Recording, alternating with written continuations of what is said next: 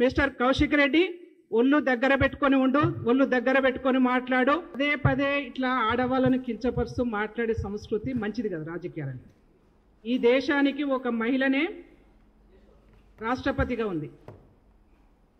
తెలంగాణ రాష్ట్రాన్ని ఇచ్చినటువంటి నాయకురాలు ఒక మహిళ సోనియా గాంధీ గారు. తెలంగాణ రాష్ట్ర ఉద్యమంలో అగ్రభాగాన కొట్లాడింది మహిళలు.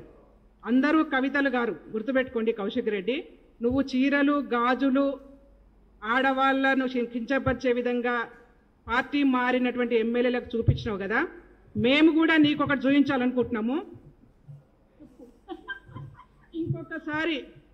ఇంకొకసారి ఆడవాళ్ళను కించపరుస్తూ మాట్లాడితే ఇదే చెప్పుతోని చెప్పులు కావాల్సి వస్తుంది. అందుకే మిస్టర్ కౌశిక్ రెడ్డి ఒళ్ళు దగ్గర పెట్టుకొని ఉండు, ఒళ్ళు దగ్గర పెట్టుకొని మాట్లాడు. ఆడవాళ్ళను కించపరిచే విధంగా టీఆర్ఎస్ నాయకులు బీఆర్ఎస్ నాయకులు పదే పదే మాట్లాడుతున్నారు కాబట్టి ఇవాళ మేము ఈ సిచ్యువేషన్కి వస్తూ ఉన్నాం. కాబట్టి ఇంకొకసారి మాట్లాడొద్దని చెప్పేసి కౌశిక్ రెడ్డి చీర జాకెట్ గాజులు చూపిస్తే శోభారాణి చెప్పు చూపించారు. ఇప్పుడు తెలంగాణ రాజకీయాల్లో పెద్ద ఎత్తున చర్చనీయాంశంగా మారింది. శోభారాణి మన ఆర్టీవీ స్టూడియోలో ఉన్నారు. అలాగే ప్రజలుగా తెలంగాణ ప్రజలుగా మీరు ఈ విషయంపై మాట్లాడాలి అనుకుంటే నేరుగా మాకు కాల్ చేసి మాట్లాడచ్చు. మాకు కాల్ చేయాల్సిన నెంబర్ 04069316611, మరో నెంబర్ 04069316622. ఈ నెంబర్కి కాల్ చేసి ఈ రాజకీయ వివాదంపై తెలంగాణ ప్రజలుగా మీరు కూడా మాట్లాడచ్చు.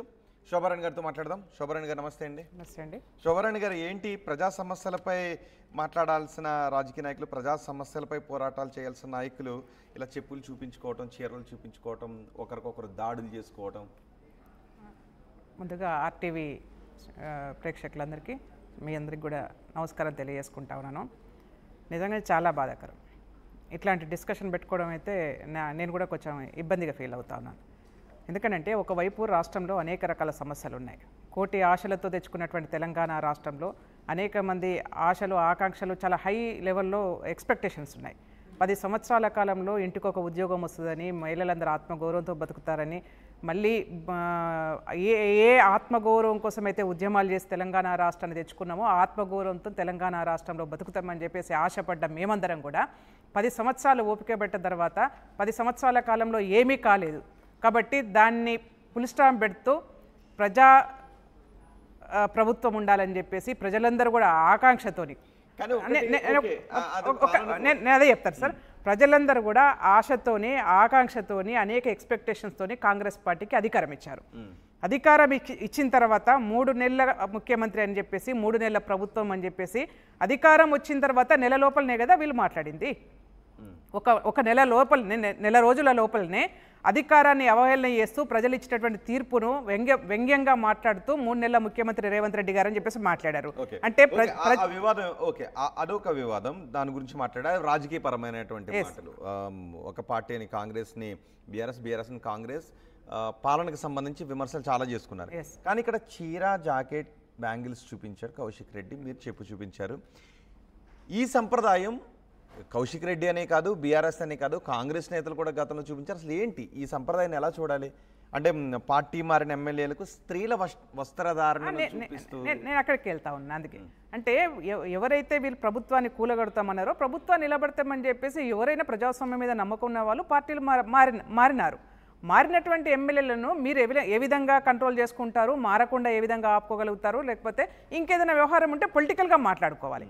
కానీ వాళ్ళ తెలంగాణ రాష్ట్రం ప్రజలకి మహిళలకి ఒక చరిత్ర ఉంది.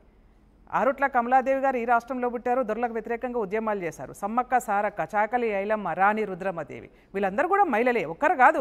అనేక మంది వీరనారులు తెలంగాణ రాష్ట్రంలో పుట్టినటువంటి ప్రాంతం ఇది. తుపాకులు పట్టుకొని రజాకార్లకు వ్యతిరేకంగా ఉద్యమాలు చేసినటువంటి ప్రాంతం ఇది. చీరలు చూపించటాన్ని మీరు అబ్జెక్ట్ చేస్తున్నారా? 100% చేసిన వ్యాఖ్యలు రెండు నేను వ్యతిరేకిస్తాను. ఇందాక కూడా నేను ఇంకా స్పష్టంగా విన్నాను. ఇప్పుడు కూడా ఇజ్జత్ గురించి మాట్లాడా, అంటే చీరలు కట్టుకున్న వాళ్ళు ఇజ్జత్ లేని వల్ల అసలు ఏం మాట్లాడుతున్నారండి? మన కంట్రోల్ ఉంది. ఆ మనిషికి 6 అడుగులు పెడినాడు, ఆవగించంత ఆలోచన లేకపోతే ఎట్లా అండి ఆయనకి? ఇదేనా మాట్లాడే పద్ధతి అయినా? ఏం మాట్లాడుతున్నారు? మహిళలు అనగానే గాజులు పెట్టుకునే వాళ్ళు గాజులు పెట్టుకుంటే ఉద్యమాలు చేయట్లేదా? గాజులు పెట్టుకుంటే మీతో పాటు సమానంగా పనిచేయట్లేదా? ఈ దేశానికి ఒక మహిళ కదా రాష్ట్రపతిగా ఉన్నది. అంటే నువ్వు మహిళల్ని కించపరుస్తున్నావా? మహిళల వేషధారిని కించపరుస్తూ ఉన్నావా? స్త్రీలు చీర కట్టుకోవడం అనేది గౌరవప్రదంగా సాంప్రదాయకంగా చూస్తాం కదా మన దేశంలో. నువ్వు చీరను ఎట్లా అవహేళన చేస్తావు, గాజులను ఎట్లా అవహేళన చేస్తావు, మహిళలంటే చేతగాని వాళ్ళకి ఎట్లా చూస్తావు? అందుకే మేము కోపపడ్డాం. ఈ రాజకీయ సంబంధించినటువంటి విమర్శలు ఏవైతే ఉంటాయో రాజకీయంగా మాట్లాడుకోవాలి. కానీ దీనికి ఎందుకు మాట్లాడుతున్నామంటే బీఆర్ఎస్ పార్టీ నాయకులందరిలో కూడా ఒక రకమైనటువంటి చిన్నచూపు మహిళల పట్ల ఉన్నదనిపిస్తుంది మాకు. ఎందుకంటే మొదటి తెలంగాణ రాష్ట్రంలో మొదటిసారి ప్రభుత్వం ఏర్పడినప్పుడు మహిళలకు అవకాశం ఇవ్వలేదు మంత్రివర్గంలో, అప్పుడు కొట్లాడినాం మేము. సెకండ్ టైం అవకాశం ఇచ్చారు. నిన్నగాక మొన్న కేటీఆర్ గారు ఏం మాట్లాడారు, బస్సులో మహిళలు వెళ్తే మీరు డ్యాన్స్లు వేసుకోండి అని చెప్పేసి మాట్లాడాడు. అంటే నేను వీళ్ళ ఆలోచన విధానంలోనే తేడా కనిపిస్తూ ఉన్నది నాకు. అంటే వీళ్ళకు చాలా మహిళలు అనేటప్పటికీ ఒక తక్కువ అంచనా వేసుకొని చాలా సెకండ్ నేతలు కూడా ఇలా మాట్లాడారు అని వస్తూ ఉన్నాయి. రేవంత్ రెడ్డి కూడా ఇలా మాట్లాడారు అని వస్తూ ఉన్నాయి. మన రేవంత్ రెడ్డి కూడా అసెంబ్లీలో ఏదో మాట్లాడారని బీఆర్ఎస్ నేతలు కూడా కంటతడి పెట్టుకున్న అసెంబ్లీలో. కరెక్టే సార్, నేను అనేది ఏంటంటే వీళ్ళ ఆలోచనలో చాలా తేడా ఉందని చెప్పేసి మాట్లాడుతున్నాం బీఆర్ఎస్ పార్టీ నాయకులకు. ఇవన్నిటికీ ఒకదానికి ఒకటి మేము ఓపిక పడుతూ వచ్చాం. కేటీఆర్ గారు మాట్లాడినటువంటి అంశానికి మేము అదే రోజు రియాక్ట్ అయ్యాము. వెంటనే ఉమెన్ కమిషన్ వారు నోటీసులు ఇచ్చారు, పోయారు, క్షమాపణ చెప్పారు, అయిపోయింది అనుకున్నాం. కానీ వెంటనే కౌశిక్ రెడ్డి ఇవాళ చీరలు గాజులు పట్టుకొని వచ్చి మీడియా ముందుకు వచ్చేసి ఇజ్జత్ గురించి మాట్లాడాడు. అంటే వీళ్ళ బీఆర్ఎస్ పార్టీ అధినేత కేసీఆర్ గారు స్పందించాలి ఈ సందర్భంగా. రెండోది, ఆ పార్టీలో ఉన్నటువంటి కవితమ్మ మహిళా నాయకురాలు, ఒక ఎంపీగా ఎమ్మెల్సీగా ఉన్నటువంటి మహిళా నాయకురాలు కవితమ్మ, ప్రస్తుత ఎమ్మెల్యేలుగా ఉన్నటువంటి సునీత లక్ష్మారెడ్డి గారు, సబితా ఇంద్రారెడ్డి గారు అసెంబ్లీలో అక్కలను నమ్ముకుంటే ఆగమైపోతామని చెప్పేసి గౌరవ ముఖ్యమంత్రి రేవంత్ రెడ్డి గారు ఒక మాట, అక్కలు అంటే చాలా గౌరవప్రదమైనటువంటి వ్యాఖ్య, ఆ మాట మాట్లాడినందుకు వాళ్ళు కంటతడి పెడుతూ బయటకు వచ్చేసి స్పీకర్ని కలిశారు, గవర్నర్ని కలిశారు, చాలా నానా యాగి చేశారు.